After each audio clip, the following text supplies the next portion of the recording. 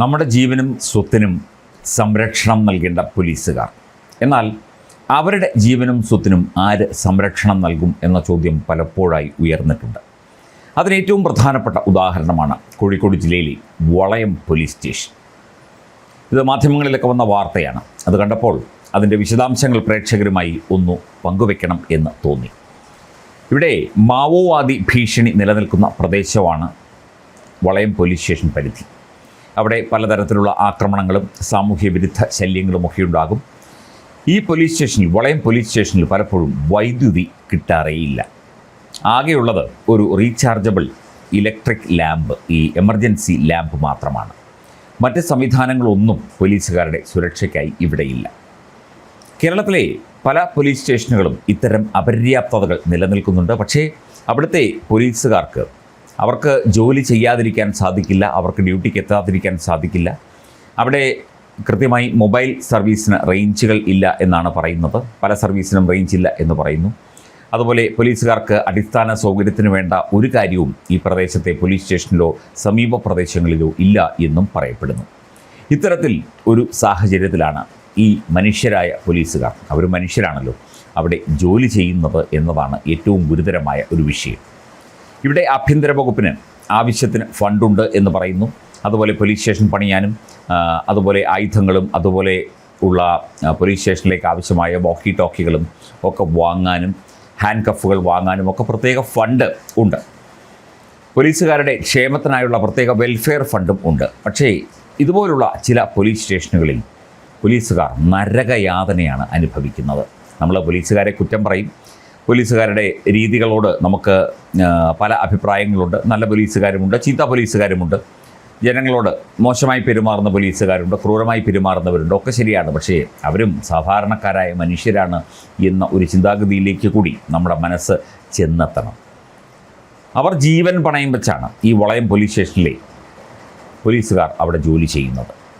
അവർക്ക് ഡ്യൂട്ടിക്ക് പോയി കഴിഞ്ഞാൽ പിറ്റേ ദിവസം അല്ലെങ്കിൽ ഡ്യൂട്ടി കഴിഞ്ഞ് തിരിച്ചു വരാൻ പറ്റും എന്ന ഒരു പ്രതീക്ഷയൊന്നുമില്ല.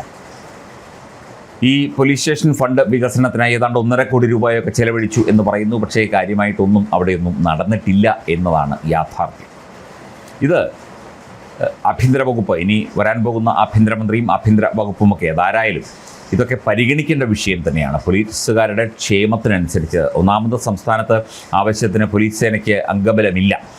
ജനങ്ങൾക്കനുസൃതമായി അല്ലെങ്കിൽ ജനസംഖ്യക്കനുസൃതമായുള്ള അംഗബലം കേരള പോലീസിൽ ഇല്ല എന്ന പരാതിയുണ്ട്. അതിനിടയ്ക്ക് ഇത്തരം സ്റ്റേഷനുകളിൽ പോലീസുകാർ ബുദ്ധിമുട്ട് അനുഭവിക്കുന്നു. അതുപോലെ തന്നെ അവർക്ക് വേണ്ട രീതിയിൽ ഡ്യൂട്ടി ചെയ്യാൻ സാധിക്കുന്നില്ല. അവർക്ക് കുറ്റകൃത്യങ്ങളിൽ ഇടപെട്ട് ന്യായാന്യായങ്ങൾ തീരുമാനിക്കാൻ പലപ്പോഴും പറ്റുന്നില്ല. അവർക്ക് ഓടിയെത്താൻ പറ്റാത്ത അവസ്ഥയുണ്ട്. അവരുടെ ജീവന് തന്നെ ഭീഷണിയായിരിക്കുന്ന മാവോയിസ്റ്റ് ഭീഷണി അടക്കം നിലനിൽക്കുന്ന ഒരു ഭീകരാവസ്ഥ ഈ പറയുന്ന വളയം പോലീസ് സ്റ്റേഷനുമായി ബന്ധപ്പെട്ട് അറിയാൻ സാധിക്കുന്നു. ഇത് അടിയന്തരമായി പരിഹരിക്കപ്പെടേണ്ട വിഷയം തന്നെയാണ് എന്നതിൽ തർക്കമില്ല. ഇത്തരം ബുദ്ധിമുട്ട് അനുഭവിക്കുന്ന പോലീസ് സ്റ്റേഷനുകൾ അതത് കേന്ദ്രങ്ങളിൽ, ജില്ലാ കേന്ദ്രങ്ങളിൽ പ്രത്യേകമായി റിപ്പോർട്ട് ചെയ്ത് അവർക്ക് വേണ്ട സഹായങ്ങളൊക്കെ കൊടുക്കാൻ ആഭ്യന്തര വകുപ്പ് തയ്യാറാകണം എന്നാണ് പാവപ്പെട്ട ആ പോലീസുകാർ ആവശ്യപ്പെടുന്നത്, അഭ്യർത്ഥിക്കുന്നത് കാലങ്ങളായിട്ട്. പക്ഷേ ഒന്നും നടക്കുന്നില്ല എന്നതാണ് സത്യം. ഇത് നമ്മുടെ പോലീസ് സേനയുടെ മനോവീര്യത്തെ ഇല്ലാതാക്കുന്നു. അവർക്ക് കൃത്യമായി ജോലി ചെയ്യാൻ, മനസ്സമാധാനത്തോടെ ജോലി ചെയ്യാൻ സാധിക്കാത്ത ഒരു ഭീകരാവസ്ഥ, ഒരു ഗുരുതരാവസ്ഥ അവിടെ ഉണ്ടാകുന്നു എന്നതും മനസ്സിലാക്കേണ്ടതാണ്. അപ്പോൾ അവരെ പിന്തുണയ്ക്കാനും അവർക്ക് വേണ്ട സഹായങ്ങൾ ചെയ്തു കൊടുക്കാനും പോലീസുകാർക്ക് വേണ്ട സഹായങ്ങൾ ചെയ്തു കൊടുക്കാനും ഒക്കെ സർക്കാർ സംവിധാനങ്ങൾ കൂടുതൽ ദ്രുതഗതിയിൽ ഇടപെട്ട് അതിനുവേണ്ട പരിഹാരമുണ്ടാക്കി കൊടുക്കണം എന്നുള്ള ഒരു കാര്യമാണ് ഈ ഒരു അവസരത്തിൽ പറയാനുള്ളത്.